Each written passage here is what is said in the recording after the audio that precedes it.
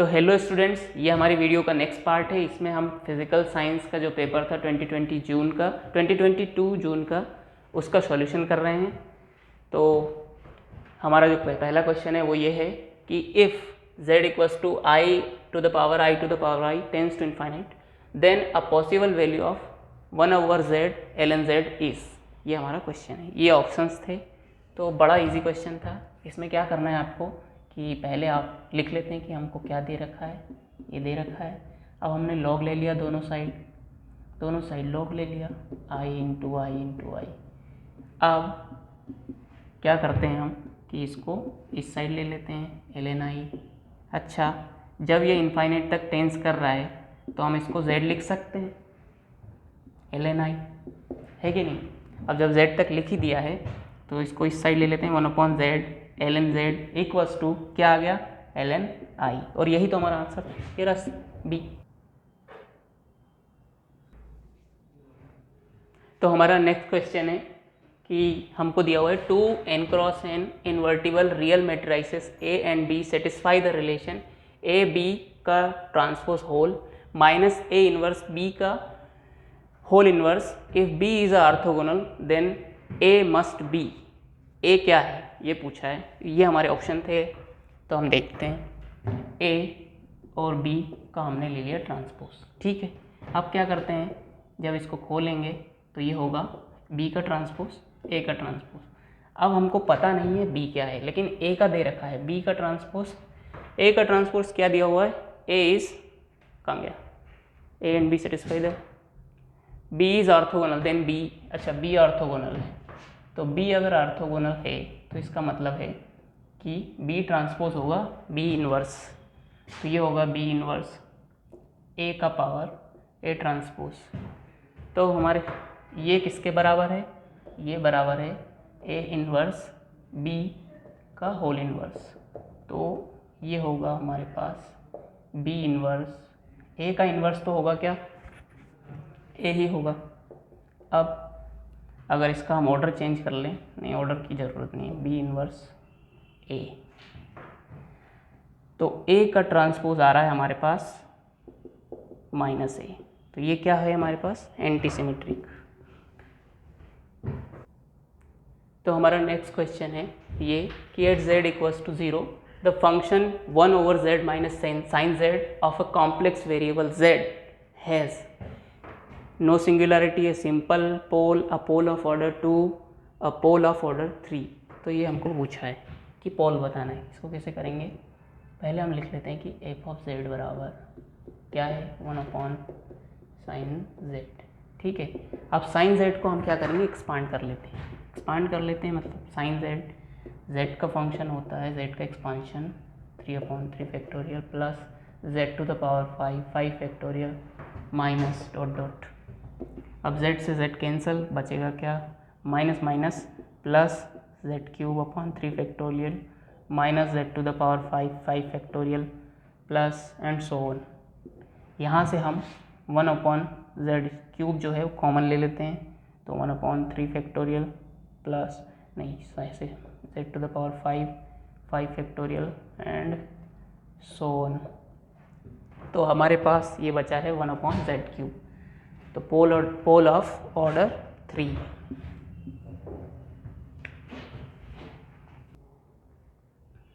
तो हमारा next question है कि the periods of oscillation of simple pendulum at the sea level and at the mountain of height h 6 kilometre and T1 and T2 respectively if the radius of earth is approximately 600 kilometers then T2 minus T1 divided by T1 is closest to। इसका मतलब है question में ये पूछा है कि एक सी level पर पहले टाइम पीरियड दिया हुआ है और फिर एक माउंटेन के हाइट पे टाइम पीरियड दिया हुआ है, उनके बीच का डिफरेंस क्या है ये हमको बताना है। और ये ठीक है, तो देख लेते हैं। पहले क्या है, टी टाइम पीरियड का जो फॉर्मूला है वो T/√L/G है, ठीक है। अब आप क्या कर रहे हैं, इसको माउंटेन पे लेके गए तो G जो है वो चेंज होता है हाइट पे, उसका फॉर्मूला है G into G divide by 1 + h/r का होल स्क्वायर। ये होता है जब हाइट हो अबव अर्थ हो h हाइट, ठीक है, और ये टाइम पीरियड है। तो हमारा T1 कितना है? T1 तो हमारा सी लेवल पे है तो नॉर्मल हम उसको लिख लेते हैं T/√L/g। T2 जो है वो है हाइट h पे, तो उसको हम लिखेंगे तो वो आएगा T/L/g इंटू, इसको मैं हटा रहा हूँ, 1 + h/r, ठीक है। अब T2 - T1 divide by T1 अगर हम ले लेते हैं तो आंसर आता है T2, ये रहा T2 2π√L/g, माइनस करेंगे 1 + h/r से, माइनस करेंगे T1 - 2π√L/g डिवाइड बाय वही 2π√L/g। इसको जब हम सॉल्व करेंगे तो हमारे पास आंसर आ रहा है h/r। h/r कितना होता है? h कितना दे रखा है? 6 किलोमीटर। r कितना है? 6000 किलोमीटर्स। तो आंसर आएगा 6 से 6 10⁻³ सेकेंड, ये वाला डी।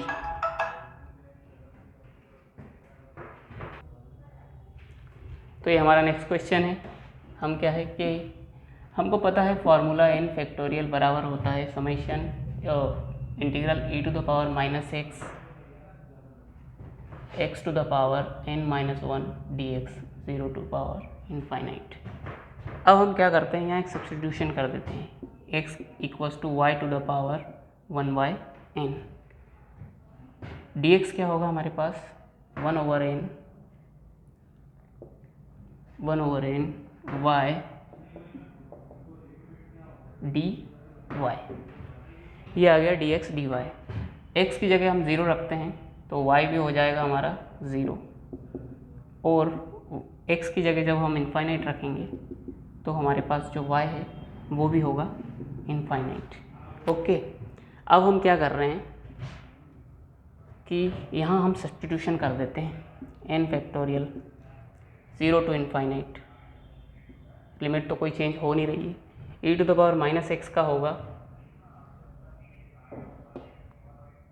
e⁻y-y1, और x की जगह होगा y की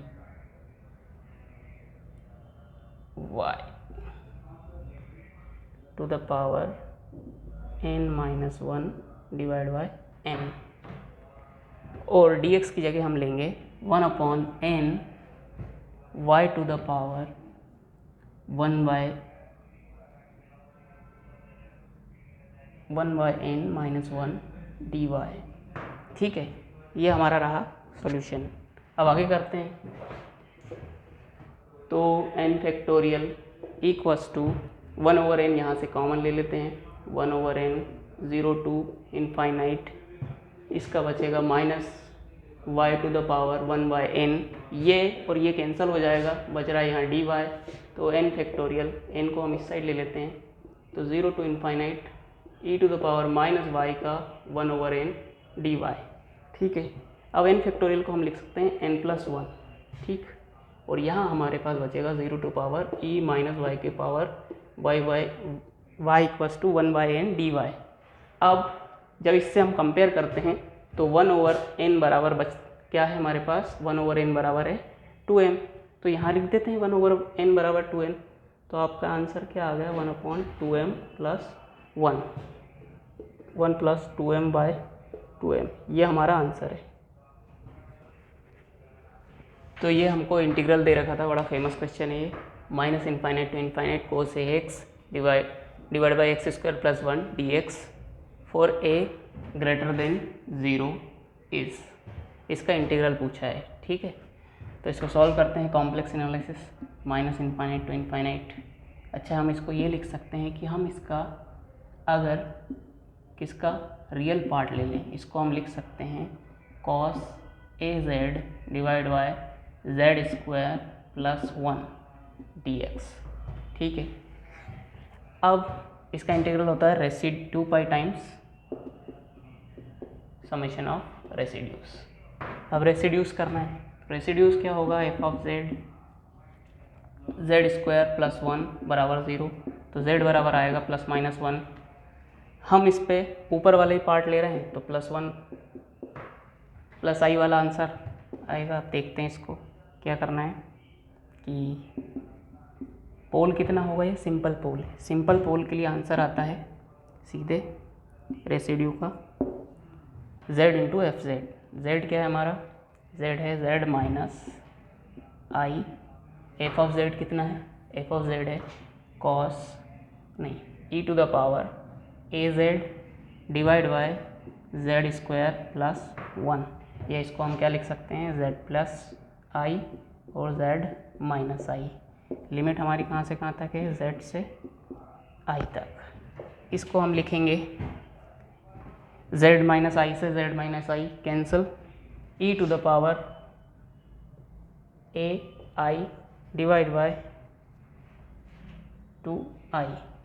ठीक है, अब हम इसका रियल पार्ट ले लेते हैं only Z I F of A Z. ठीक है, इसका रियल पार्ट होगा हमारे पास e to the power minus A I upon में 2, ओ सॉरी यहाँ आई था, ये i और i होगा आपका आई स्क्वायर, तो आएगा आपका आंसर z अपॉन में 2i।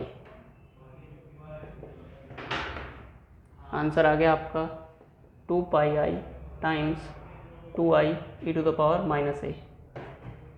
तो ये आंसर होगा, 2 से 2 कैंसिल, i से i cancel, pi e to the power minus A आपका आंसर होगा। तो हमारा नेक्स्ट क्वेश्चन है कि हमको लेग्रांजियन दे रखा था, इसमें q1 q2 और q3 जो है हमारे कोऑर्डिनेट्स हैं, जनरलाइज कोऑर्डिनेट्स, और एम के और स्मॉल एम ये सारे कांस्टेंट हैं। तो हमको ये पता करना था कि ऑप्शंस में कुछ यूँ दिया था, 2 coordinate remains constant and 1 evolve linearly.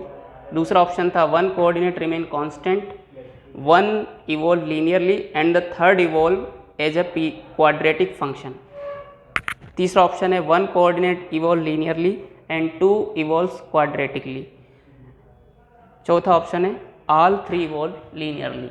तो हम यहाँ देख पा रहे हैं कि अगर हमारे इसमें अगर कोई भी कोऑर्डिनेट जहाँ पे q3 मतलब ये जो q कोऑर्डिनेट है ये आ जाए डायरेक्ट, q डॉट नहीं केवल q जनरलाइज कोऑर्डिनेट, तो वो होता है मतलब लेग्रांजियन इस पर डिपेंड कर रहा है। और अगर q नहीं प्रेजेंट होता है तो इसको हम बोलते हैं साइक्लिक कोऑर्डिनेट, और अगर साइक्लिक कोऑर्डिनेट है तो इसका मतलब है कि ये टाइम के साथ इवॉल्व नहीं करेगा इसमें लेग्रांजियन। तो हम यहाँ देख पा रहे हैं कि केवल ये भी q2 डॉट है, q3 जो है ये प्रेजेंट है, तो डेल q3 जो है ये नॉन ज़ीरो आएगा। बाकी सारे जो भी लेग्रांजियन है q1 डॉट ये ज़ीरो आएगा, डेल अपॉन डेल q2 ये भी ज़ीरो आएगा। तो ये है कि हमारा ये जो फंक्शन है इसको हम कर लेते हैं, इसको अगर हम करेंगे डेल अपॉन q3 तो क्या होगा, ये वाली टर्म ज़ीरो आएगी, ये वाली ज़ीरो आएगी के q1 डॉट। ठीक है, तो ये हमारा क्या कर रहा है, लीनियरली इवॉल्व कर रहा है और बाकी सारी जो टर्म्स है वो कांस्टेंट है।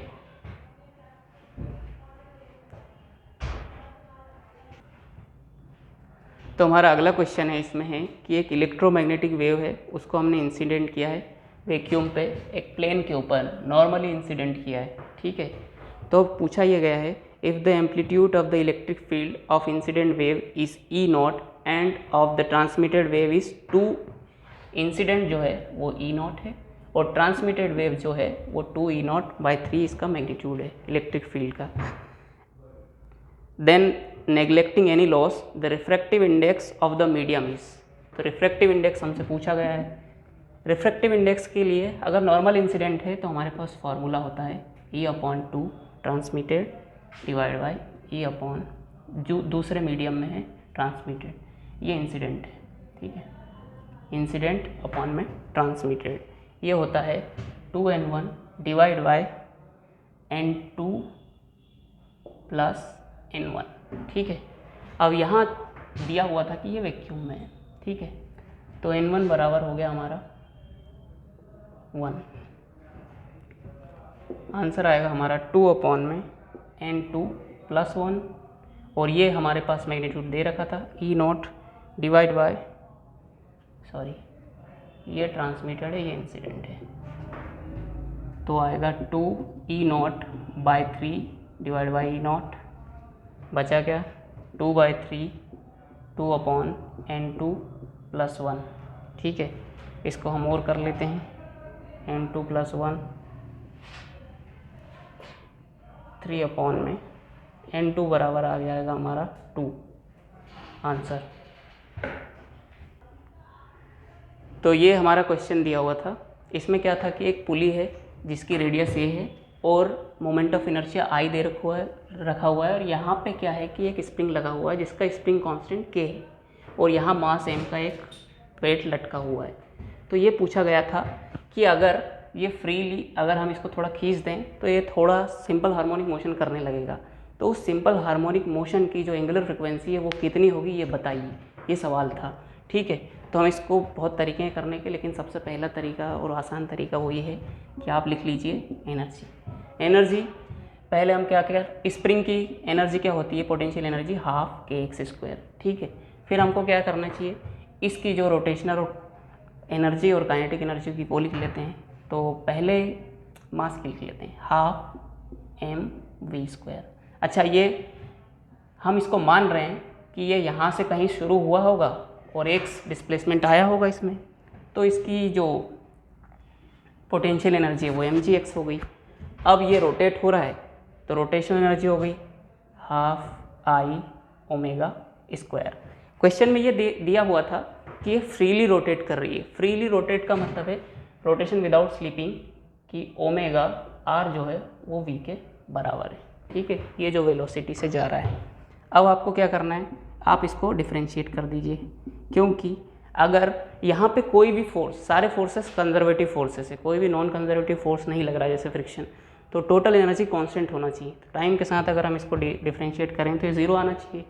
अब ये 0 आ रहा है तो देखते हैं कि 12kx² को जब हम करेंगे तो ये होगा kxa। kx कैसे आया, 2x गया, फिर x डॉट हुआ तो x डॉट को हमने लिख दिया a, प्लस v का फिर डॉट करेंगे तो a आएगा एक्सेलरेशन।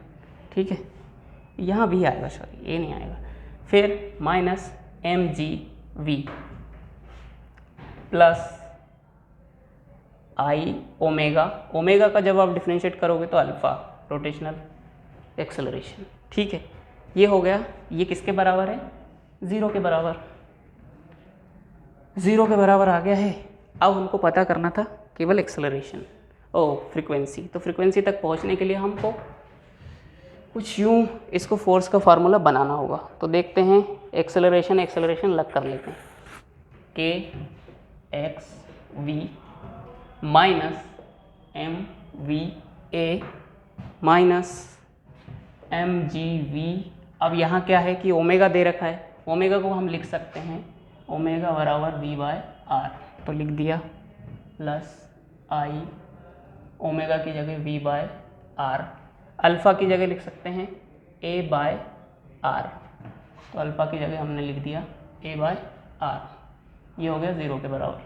तो kx v की सारी टर्म, अच्छा v सब में कॉमन है तो v को हम कैंसिल कर सकते हैं, kx minus ma minus mg plus v cancel हो गया है i/में a/r², 0। ठीक है, अब यहाँ तक हम पहुँच चुके हैं। फार्मूला बना लेते हैं, क्या बनेगा कि ma बराबर होगा ma, kx के कुछ कॉमन दिख रहा है नहीं, m वाला कॉमन ले लेते हैं, माइनस m प्लस g, और इनको इस साइड ले लेते हैं, माइनस kx माइनस ia/में r²। अच्छा, इस माइनस को ये हम कैंसिल कर सकते हैं इससे। अब आ चुका है हमारे पास एक्सेलरेशन ma बराबर kx, एक सेकेंड यार, रुको इसको पॉज करना। तो यहाँ एक्सेलरेशन कॉमन लेना था, तो ये नहीं करना है हमको, ठीक है। और ये प्लस है, माइनस लगाना, यहाँ प्लस लगाना पड़ेगा, गलती कर दी है यहाँ पे, ये प्लस आएगा, ठीक है। अब हमको क्या चाहिए, एक्सेलरेशन का फार्मूला चाहिए। क्यों चाहिए, क्योंकि a बराबर होता है ओमेगा स्क्वायर एक्स माइनस का, ये फार्मूले तक हमको पहुँचना है, ठीक है। तो हम क्या करेंगे कि